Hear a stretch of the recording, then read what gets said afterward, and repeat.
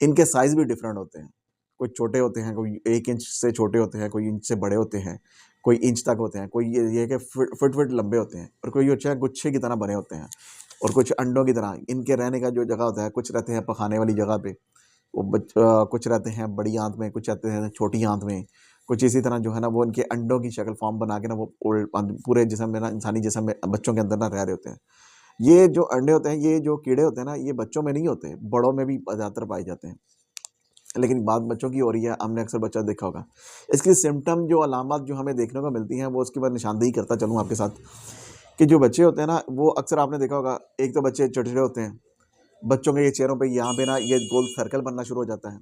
दूसरा बच्चों के ये होता है, आँखों में कलर्स जो है ना उसका चेंज होना शुरू होता है। बच्चे हर वक़्त नाक में उँगली वगैरह डालते रहते हैं, पखाने वाली जगह पे ख़ारिश करते रहते हैं। बच्चे अक्सर उल्टे सोते हैं, खाने-पीने में खाना नहीं सही तरह खाते।